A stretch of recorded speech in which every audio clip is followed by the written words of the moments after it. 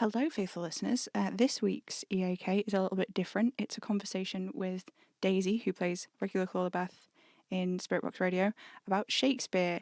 It was going to be part of a thing that never ended up coming to fruition because it turns out that somebody I know actually makes a podcast that's pretty much this concept. It's called Hyperfixations, and I was on it. I talked about figure skating. It was very fun.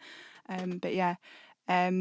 This is a conversation about Shakespeare with Daisy, and it's just very freeform and interesting, and she's got a lot of knowledge about Shakespeare, and yeah, it's just really cool. And I hope you enjoy listening to Daisy talk about something that they're really passionate about. I learned a lot in this conversation, and maybe you'll learn something too, and if not, it's just like a really chill little chat. I hope you enjoy it. Sweet. Okay, so do you want to start by... What's this expression? It's just my I'm ready face. Oh, that's lovely. It's a great I'm ready face. I thought... because you laughed at it. Well, yeah, because I thought you might have been waiting to do more crimes. No. I wasn't sure if it was an I'm ready face or a I'm ready for crime face. No, it's just an I'm ready face. Okay, cool. Spud. Spud. There, let's just leave that. That's a word that doesn't mean anything. Okay, so tell us who you are and what you do. I am Daisy. This is going spectacularly. I'm Daisy. I'm from North Wales. You're shouting. I'm Daisy. No, it's not ASMR. I'm Daisy. I'm from North Wales. I am a theatre maker, and in that I act, I direct, I write, I do a little bit of producing. I'm the artistic director of On We Go Productions, which is a production house and theatre company. We're new, it's cool, give us a follow. I am also a voice actor for Hanging Sloth Studios. I played Shelley in Clockwork Bird. Sorry, the cat's going psycho. I played Shelley in Clockwork Bird, and I also play regular Caller Beth in Spirit Box Radio. Yes, you do, and we are also siblings. We are siblings, oh yeah. Yeah, which is fun. Fun fact, we've done that introduction twice, and both times Daisy seems to have forgotten we're related. Yeah. Yeah, so that's cool. So what are you going to tell us about today? My boy Billy Shakes. Excellent. And would you say this is a passion, an obsession, or a hyperfixation? All three. All three. I have his words tattooed on my body. Spicy. Yeah. Cool. So yeah, it was spicy. It hurt quite a lot. Yeah. Sorry, Tattoos you were be going to like ask me that. a question. I was going to ask you a question, Sorry, but it's go. fine. That was funny. It's funny. Yeah, fucking laugh.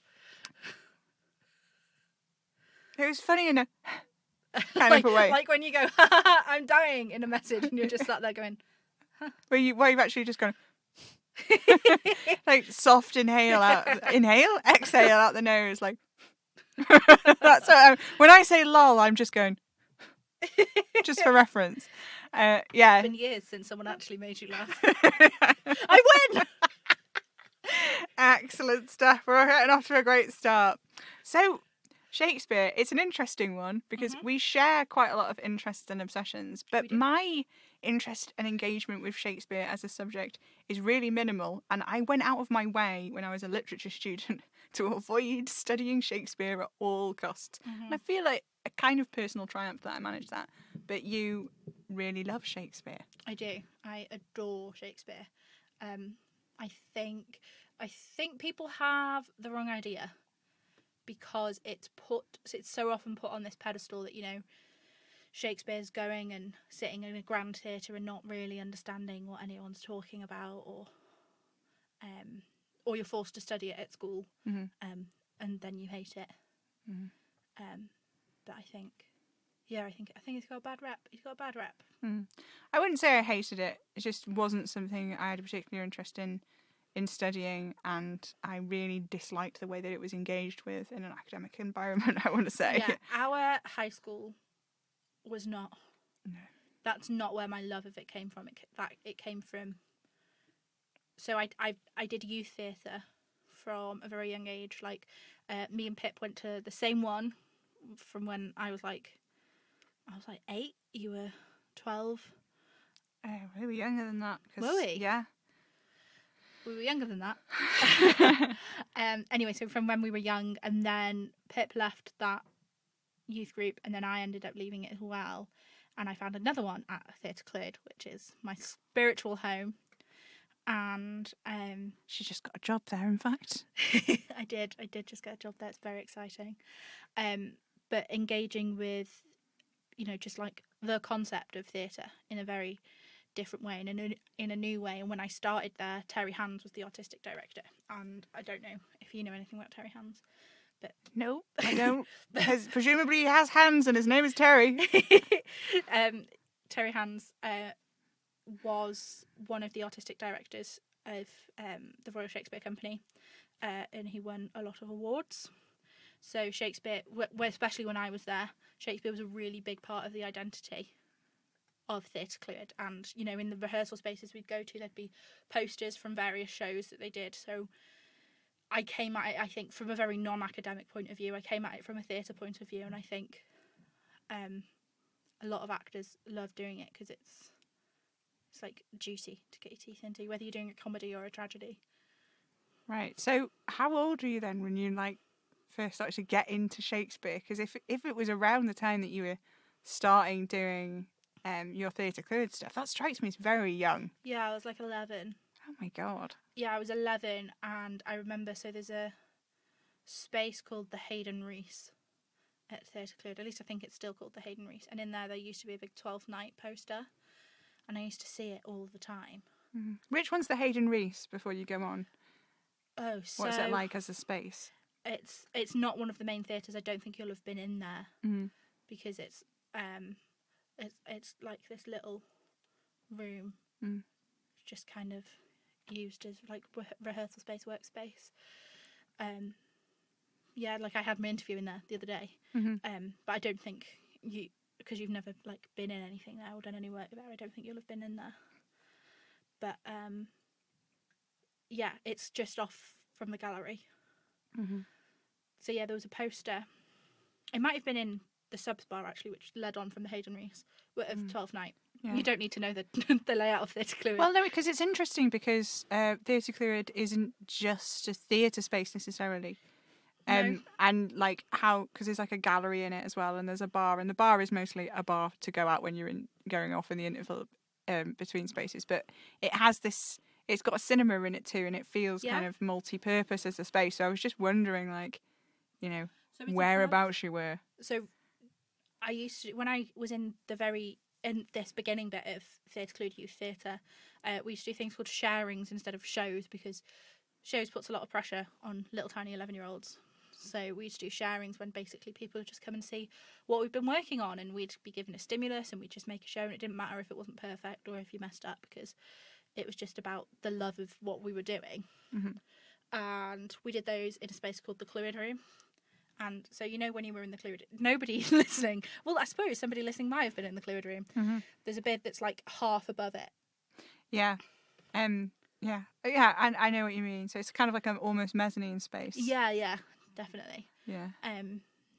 But there was this poster, and I would stare at it for weeks and weeks and weeks. And obviously, I knew, I'd been to school, I'd heard of Shakespeare, and so yeah, I was in year 7, and I just got curious. I think, what is it? Why is that poster there?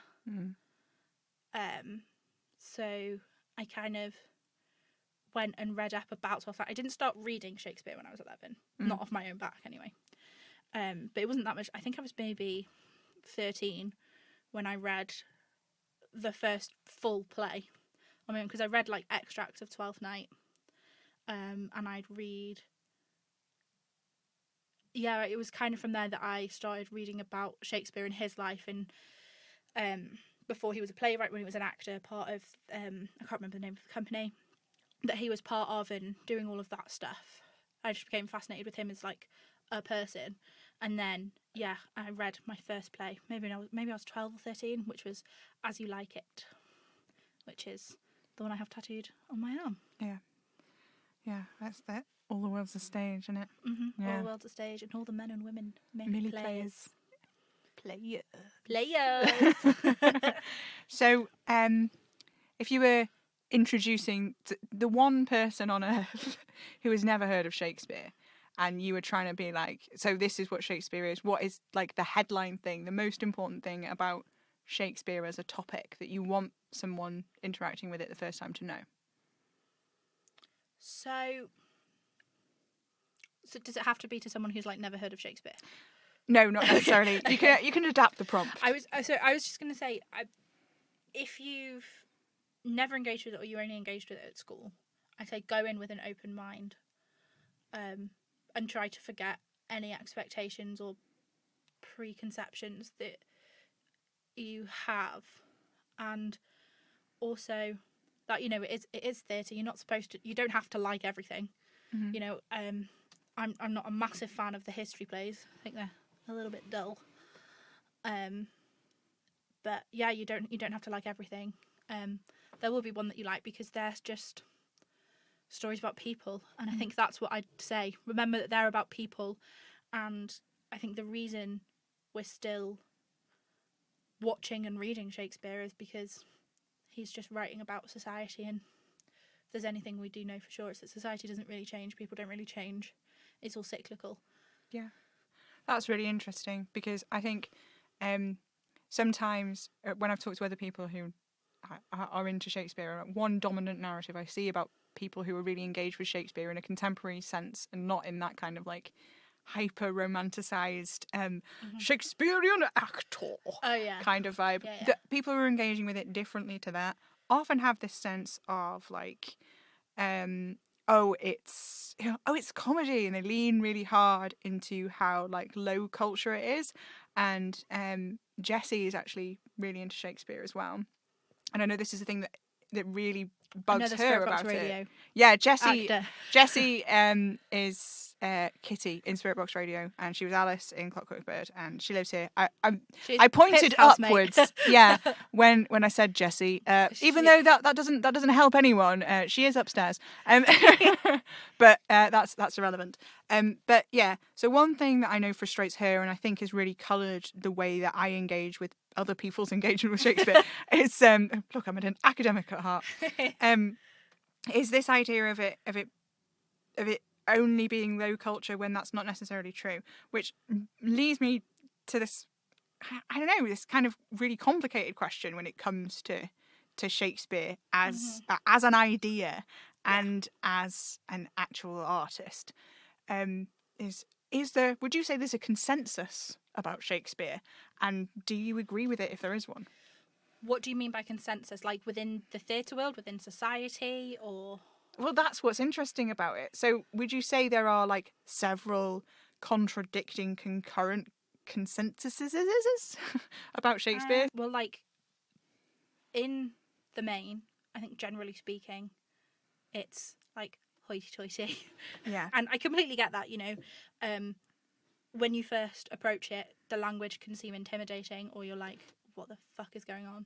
But if you've ever watched a Shakespeare and you've been like, what the fuck is going on? It's not a very good Shakespeare. You don't have to understand every single way each line is written.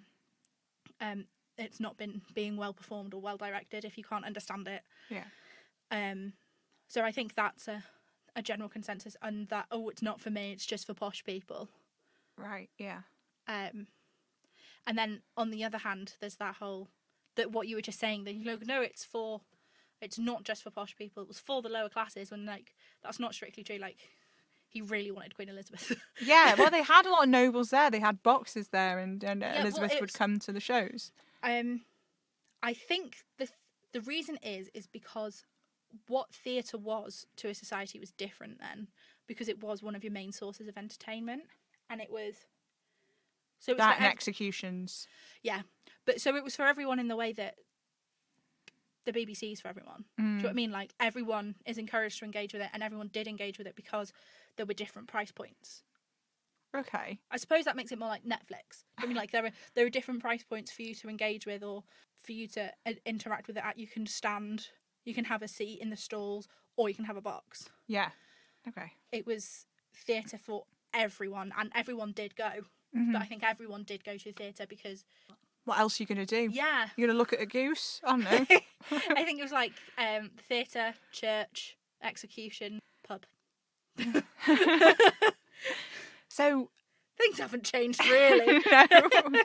So for you then, given that there are all these kind of like contexts and ways of engaging with Shakespeare, do you have like a standout like experience of seeing Shakespeare or reading something, like whether it's a play or a supplementary piece, that like has really like been, I guess, like an apex of what it is, or your favourite memory of it? So I saw 2 Shakespearean productions at Theatre Clwyd. One was Terry Hands's last production ever that he directed before he retired. He has retired. He has sadly now passed away. But yeah, I saw the last thing he ever directed, which was Hamlet. And it wasn't very good. Oh, really? That's interesting. Yeah. I don't think Hamlet was very well cast. Bear in mind, I did see it in previews because there was the privilege I got from being part of the theatre there. When I saw it in previews, it didn't really stand out. But then it got really good reviews, so maybe it improved after the previews. I don't know. Please, previews. Oh, sorry. So So I'm so sorry. I'm uncultured swine. So before a show's official opening night, shows will have previews, preview nights, which usually like 3, 4, or 5 nights, where it's very much kind of still in rehearsal space. Not in rehearsal space, it's on stage. It's like they're just So a like a series rough of dress cut. rehearsals. Yeah, you're going to watch a series of dress rehearsals, and you can get cheaper tickets to it. And then you have opening night, which is press night, when all the press room and everything has to be polished by, and that's when everything gets reviewed. Okay, all right, okay, I get that. But part of having reviews is because you have an audience in and you get to see where they interact with stuff. A lot of it's really important with Shakespeare because because it's iambic pentameter, the rhythm of it is really important. So yeah, previews. Interesting. I'm learning things. so yeah, that wasn't very good. And then like a couple of weeks later, there was a visiting company, and I cannot remember the name of this company, which breaks my heart because they were fucking brilliant. Mm-hmm. They did a production of Twelfth Night, Right. Coming full circle. 12th Night, which we got free tickets to because again, the privilege of being part of the theatre. And yeah, it was just brilliant. So I don't know if for people who don't know, in 12th Night there is a character who like kind of cross dresses, goes undercover as a boy, and in order for that character to do that, she went through the audience and took pieces of clothing from the audience, like a man's coat and a man's hat and really stuff clever. like that.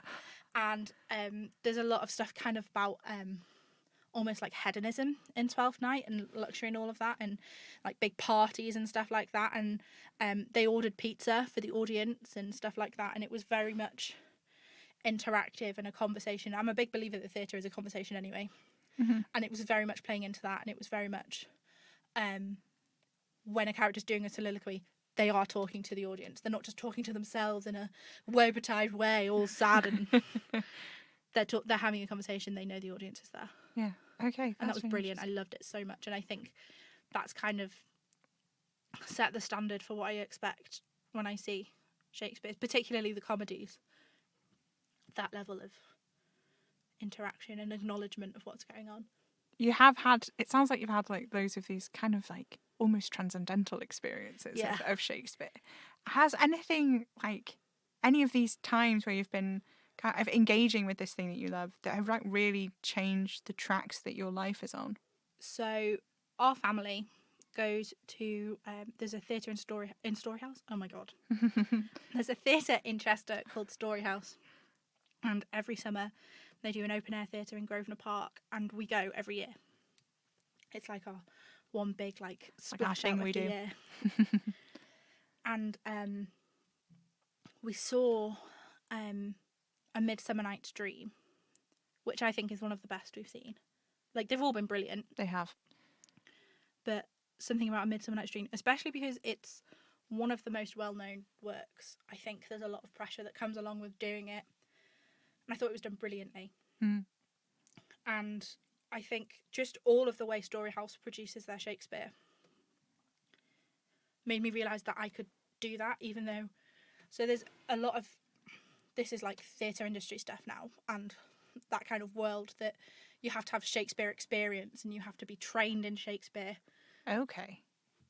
But I don't get that vibe from Story House. I might be completely wrong, and they might all be trained in Shakespeare, but I don't get that vibe at all. Right. And it was kind of a, holy shit, I can do this. Yeah. I can like make Shakespeare, and not just as like an actor. It's not necessarily about what the words say, it's about how you portray the words. Yeah. And you can make Shakespeare mean whatever you want it to mean. Don't know if that really answers the question. No, it does. It does really answer the question in an interesting way, because I think, what kind of things and what kind of thoughts change the direction of your life are really different from person to person. And, just the act of going to see a piece of theatre outside in that context, Yeah. it is an interesting kind of thing. It is a different sort of experience.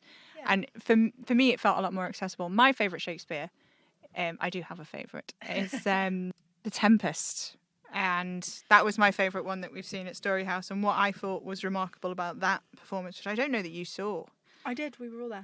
was that it felt like a much more accessible version of the text. Yeah, because they leaned into the comedy. Yeah.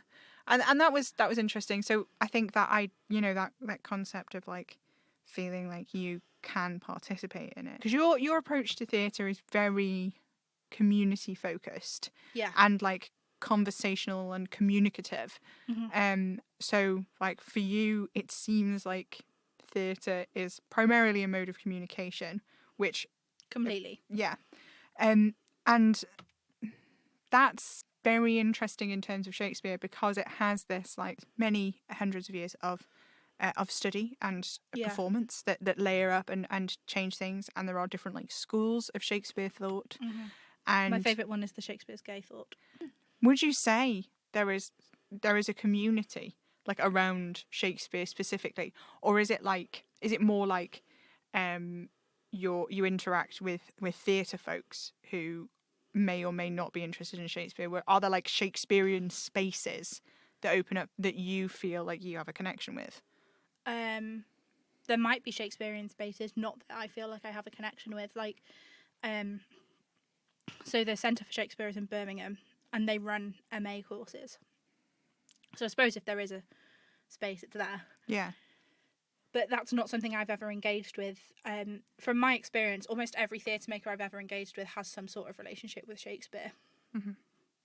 Because it's part of English literature, it's part of drama when you study it at high school or sixth form or college. It's even part of like most university courses, I think. In some Not mine. in some capacity, like it's in there. So it's not that there's not like a community of Shakespeare people. I suppose there is with like the academics, and like you mentioned earlier, there are Shakespearean actors. Yeah. But I think, and I don't want there to be. Right. I don't want there to be a space that's just about Shakespeare, because I think that takes away like I think Shakespeare's on a pedestal, and it shouldn't be. Okay. It shouldn't be held up as better than other pieces of work. It shouldn't be held up as... I think there's a tendency, especially with actors, that Shakespeare's the thing you should be working towards. Right, okay. And I don't think that's right. I think it's just theatre. It's not special. I mean, I think it's special because I love it, and I think he's a fantastic writer. But it's not special theatre. It's not better than others because it's Shakespeare. Yeah. Oh, that's interesting. One of the things that's always puzzled me about Shakespeare, and that I found quite frustrating, is that so much of Shakespeare's contemporaries' work has been lost. And it seems to me that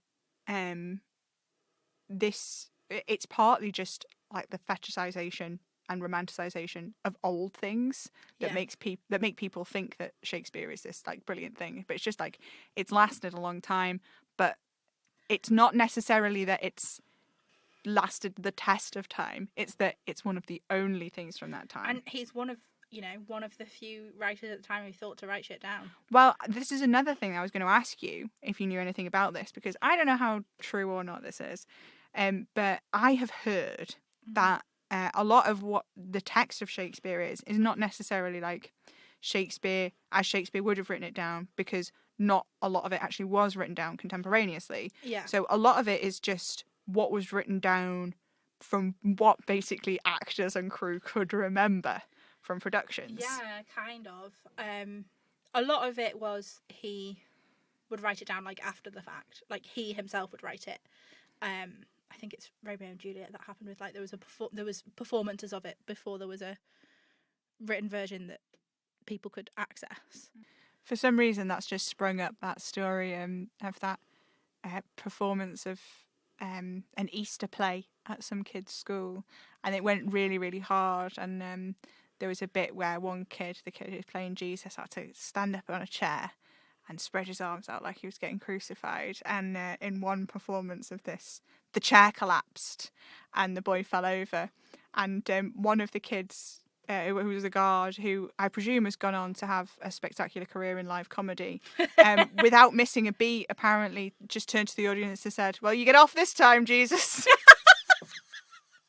That's amazing. Isn't it great? I can't remember for the life of me where I heard that, but yeah. So, but yeah, that, as far as I know, that's true. So the Shakespeare text I studied at A level was Measure for Measure, which is one of the lesser known ones, I think.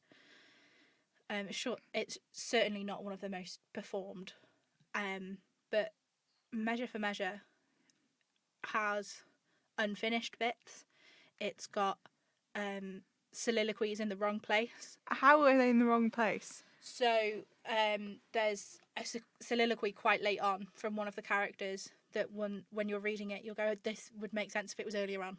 Right, okay. And that leads me to believe that possibly someone dropped it. Or what you were saying, like, it was written down in the way people remembered it. And they went, "Oh no, I did say this bit," and that's where it got put in. And it's one of the later plays as well. And because of that, because also everybody was really bad at writing shit down, or at least keeping the paper that it was written on, there's probably more that we don't know. Well, we know that there is. Yeah. God, that's really interesting. Like, what if there are plays that are, like, I know that art and the quality of art is, like, subjective, and the way that we engage with theatre is, like, very much to do with your own taste and, like, what kind of things that you enjoy. And I think that's like you were saying earlier, like, you're not going to like everything, and that's fine. Yeah. But what if there's, like, there's this great the best Shakespeare play? Like, if we were to talk to someone from when these plays were initially being performed, and they'd all be like, "God, no, the best one's The Tree in the Garden. Like, what are you talking about?" And it's just like, what the hell is The Tree in the Garden? Yeah. Yeah. And it's like, oh no, it's his masterpiece. Yeah. It's completely possible. It's completely possible. People were in the business of writing shit down. Yeah, that's totally wild. Okay, so I think we should probably think about wrapping this up. We've been here for some time. How long have we been here? About 45 minutes. Nice. Yeah, it's a good chunk of time. So let's go for one extremely esoteric fact about Shakespeare, like the weirdest, strangest, obscurest thing that you can pluck out of your brain. I really like the fact that he died on his birthday.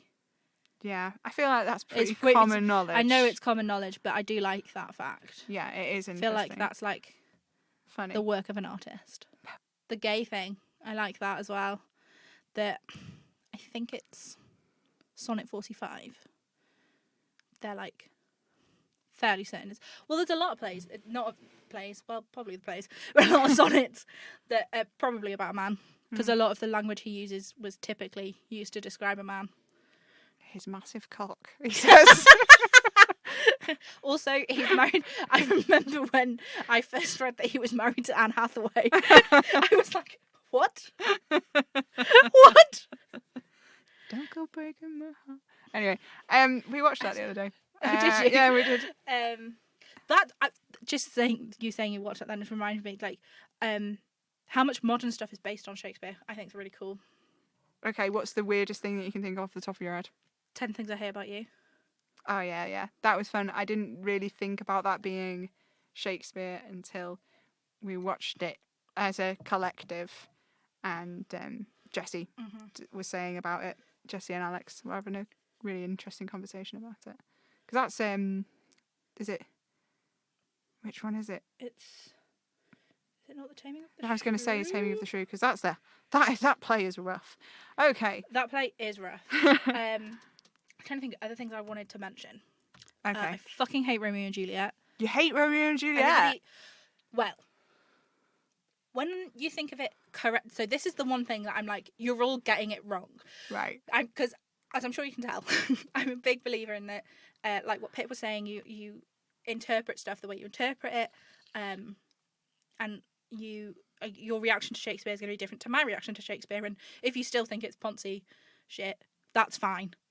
I love it, and I think it is, when it's done well, when it's done as a conversation, it's brilliant.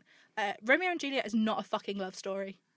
Yeah. It's not a love story, and it makes me so mad that that's what it's held up as by so many people going, oh, they were Romeo and Juliet. No, that means that they die. Like that Taylor Swift song makes me laugh. Yeah, It's a love story, baby. Just say it. They died. they all died. It was like when there was that Tumblr post that was like, what if he's my Romeo but I'm not his Juliet? And then someone was like, that means you're Rosalind and you survived the fucking play. Beautiful, beautiful. No, it's not. It's not about them. It's not about Romeo and Juliet. It's about the families. It's about the families and how that feud is fucking killed Their children. their children. Their children die. Their children die, and like Mercutio died. Spoilers. Spoilers for Romeo and Juliet, by the way. Mercutio dies. Tybalt die. Tybalt. Yeah, Tybalt dies. Tybalt 'Cause, dies. And also that fucking friar. I think that friar's shit. Oh yeah, like you could. Bad This is advice. one of those. So one of my. I hate these things. I also hate the term pet peeve, which makes discussing pet peeves really difficult because pet peeve as a term is one of mine, and I just hate it. But like one of my least favorite things in media is that you could have just explained that. You could have just explained that, which is going to irritate a lot of the fans listening to this because there's so much stuff that is adjacent to that in Spirit Box Radio. But I think what I'm doing in Spirit Box Radio is engaging with that idea rather than just like doing it. Like there's a lot of stuff where it's just like people are explicitly forbidden from telling you stuff and it's really annoying. But what I'm trying to do in those moments is foreground how annoying it is that this happens. Yeah. And that's why the friar is so annoying in Romeo and Juliet. I completely agree with you. And I just, it's not a love story. You're told in the beginning, the prologue is about how they die. Yeah. Like, fuck off. Yeah. It's not a love story. It's No. a tragedy.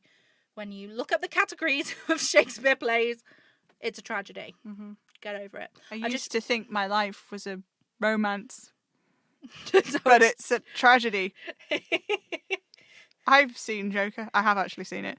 It was a bad time. bad time. I've just remembered another one that's another modern thing. That's, She's the Man is 12th Night. Right. Do you know She's the Man? No. Amanda Bynes, Channing Tatum. Amanda Bynes puts a tampon up her nose. No idea.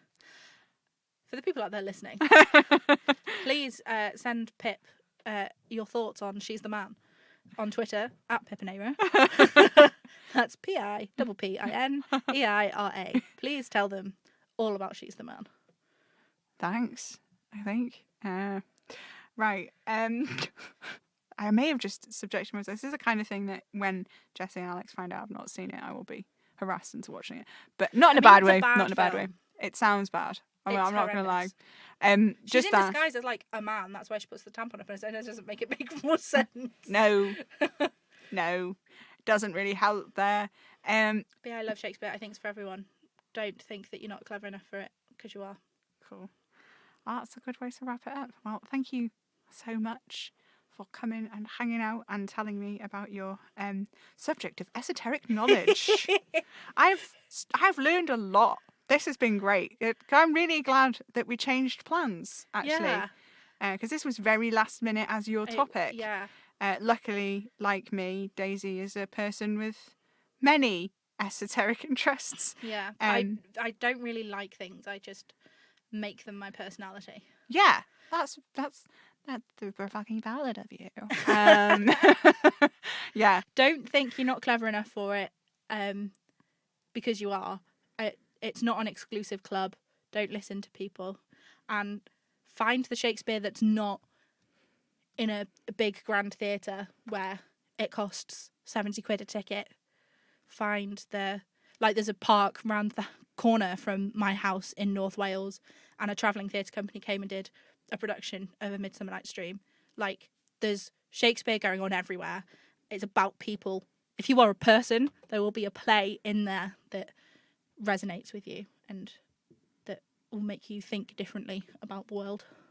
Amazing. Well, thank you so much. You're welcome.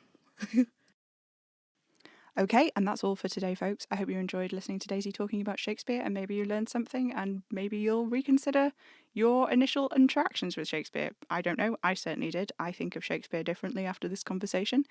If you have any questions for me or any other members of the Spirit Box Radiocast, including Daisy, feel free to shoot us a question on the question and answer form, which is at hangingsoulstudios.com/Q&A. That's the letters Q&A. There's a link in the show notes of this episode if you want to go and check it out. That will be open until midnight UK time tonight, so you've got a few hours left if you want to get a question in, and then it will be closing because I will be recording the Q&A session sometime tomorrow probably. So I really need those questions in so I can get it all done.